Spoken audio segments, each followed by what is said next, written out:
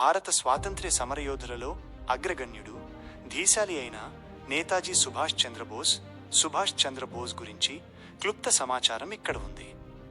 1. జననం మరియు విద్యాభ్యాసం. సుభాష్ చంద్రబోస్ 1897 జనవరి 23న ఒడిశాలోని కటక్లో జన్మించారు. ఆయన చిన్నప్పటి నుండే చదువులో చాలా చురుకుగా ఉండేవారు. ఇంగ్లాండ్లో ICS ఇండియన్ సివిల్ సర్వీసెస్ పరీక్షలో 4వ ర్యాంక్ సాధించారు. కానీ బ్రిటిష్ వారికి సేవ చేయడం ఇష్టం లేక తన ఉద్యోగానికి రాజీనామా చేసి స్వాతంత్ర్యోద్యమంలోకి అడుగుపెట్టారు. 2. స్వాతంత్ర్యోద్యమంలో పాత్ర. గాంధీజీ పిలుపు మేరకు కాంగ్రెస్లో చేరారు. చిత్తరంజన్ దాస్ గారిని తన రాజకీయ గురువుగా భావించేవారు.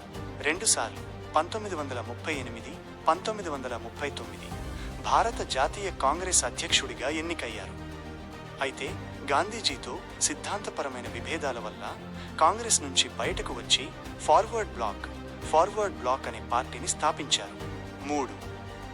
ఆజాద్ హింద్ ఫౌజ్ INA బ్రిటిష్ వారిని భారతదేశం నుండి తరిమి కొట్టడానికి సైనిక పోరాటమే సరైన మార్గమని ఆయన నమ్మారు. గృహ నిర్బంధం నుండి తప్పించుకుని జర్మనీ, జపాన్ దేశాల సహాయం కోరారు. సింగపూర్లో రాస్ బిహారీ బోస్ స్థాపించిన Azad Hind Fauj Indian National Army పగ్గాలను చేపట్టి దాన్ని బలోపేతం చేశారు. ఇందులో మహిళల కోసం ప్రత్యేకంగా ఝాన్సీ లక్ష్మీబాయి రెజిమెంట్ను కూడా ఏర్పాటు చేశారు. 4. నినాదాలు. ఆయన ఇచ్చిన నినాదాలు ప్రజల్లో గొప్ప స్ఫూర్తిని నింపాయి. జై హింద్, నాకు రక్తం ఇవ్వండి, నేను మీకు స్వాతంత్ర్యం ఇస్తాను. Give me blood and I will give you freedom. Delhi చలో. 5. మరణం మిస్టరీ. 1945 ఆగస్టు 18న తైవాన్లో జరిగిన ఒక విమాన ప్రమాదంలో ఆయన మరణించారని చెబుతారు. కానీ దీనిపై ఇప్పటికీ అనేక సందేహాలు, భిన్న వాదనలు ఉన్నాయి. భారతదేశ చరిత్రలో సుభాష్ చంద్రబోస్ ఒక చెరగని ముద్ర వేశారు. ఆయన ధైర్యం, త్యాగం నేటికి యువతకు ఆదర్శం. చంద్రబోస్ జీవితంలో Azad Hind Fauj, Indian National army, INA ప్రస్థానం అత్యంత సాహసోపేతమైన ఘట్టం. దీని గురించి మరిన్ని వివరాలు ఇక్కడ ఉన్నాయి. 1. మహానిష్క్రమణ, ద గ్రేట్ ఎస్కేప్.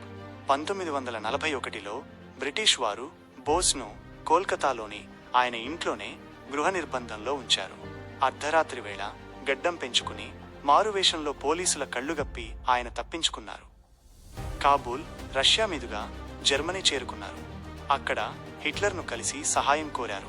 జర్మనీలో ఉన్న భారతీయ యుద్ధ ఖైదీలతో ఫ్రీ ఇండియా లీజియన్ను ఏర్పాటు చేశారు. 2. జలాంతర్గామి ప్రయాణం మరియు INA పగ్గాలు. ఆసియాలో జపాన్ విజయాలు సాధిస్తుండటంతో అక్కడ పోరాటం చేయడం మేలని భావించారు. జర్మనీ నుండి జపాన్కు జలాంతర్గామి సబ్మరీన్ ద్వారా చేసిన అత్యంత ప్రమాదకరమైన ప్రయాణం చరిత్రలో నిలిచిపోయింది. 1943లో సింగపూర్ చేరుకున్నారు. అక్కడ రాస్ బిహారీ బోస్ స్థాపించిన ఆజాద్ హింద్ ఫౌజ్ పగ్గాలను సుభాష్ చంద్రబోస్ స్వీకరించారు. అక్కడే ఆయనకు నేతాజీ అనే బిరుదు స్థిరపడింది. భారత చరిత్రలో నేటికి వీడని చిక్కుముడిగానే మిగిలిపోయింది. దీనికి సంబంధించిన ప్రధాన సిద్ధాంతాలు, వాదనలు మరియు విచారణ కమిషన్ల వివరాలు ఇక్కడ ఉన్నాయి. 1. అధికారిక వాదన. విమాన ప్రమాదం. ఏం జరిగింది? 1945 ఆగస్టు 18న తైవాన్లోని తైపే విమానాశ్రయం నుండి టోక్యో వెళుతుండగా ఆయన ప్రయాణిస్తున్న విమానం కూలిపోయిందని జపాన్ రేడియో ప్రకటించింది. గాయాలు. ఈ ప్రమాదంలో ఆయన తీవ్రంగా గాయపడ్డారని, ఆసుపత్రిలో చికిత్స పొందుతూ మరణించారని చెప్పారు. అస్థికలు. ఆయన అస్థికలను జపాన్లోని రెంకోజీ ఆలయం, రెంకోజీ టెంపుల్లో భద్రపరిచారు. 2. ఎందుకు అనుమానాలు వచ్చాయి? ప్రమాదం జరిగిన వెంటనే ఆయన మృతదేహానికి సంబంధించిన ఫోటోలు గాని, సరైన ఆధారాలు గాని విడుదల కాలేదు. ప్రమాదంలో బతికి బయటపడిన వారి కథనాల్లో పరస్పర విరుద్ధమైన అంశాలు ఉన్నాయి. ఆయన కుటుంబ సభ్యులు చాలామంది, ముఖ్యంగా ఆయన సోదరుడు శరత్ చంద్రబోస్, విమాన ప్రమాద సిద్ధాంతాన్ని నమ్మలేదు. 3. ప్రధాన ప్రత్యామ్నాయ సిద్ధాంతాలు. రష్యా సిద్ధాంతం. జపాన్ లొంగిపోవడంతో బోస్ బ్రిటిష్ వారి చేతికి చిక్కకూడదని సోవియట్ యూనియన్ రష్యాకు తప్పించుకున్నారని ఒక వాదన ఉంది.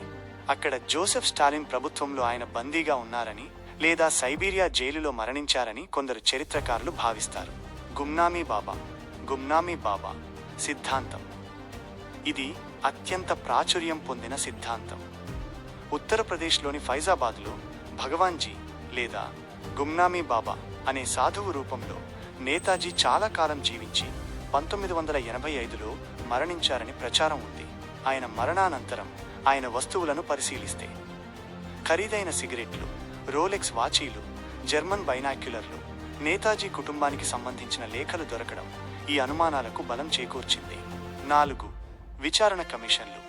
భారత ప్రభుత్వం ఈ మిస్టరీని ఛేదించడానికి 3 కమిషన్లను ఏర్పాటు చేసింది. 1. షా నవాజ్ కమిటీ 1956 మరియు ఖోస్లా కమిషన్ 1970.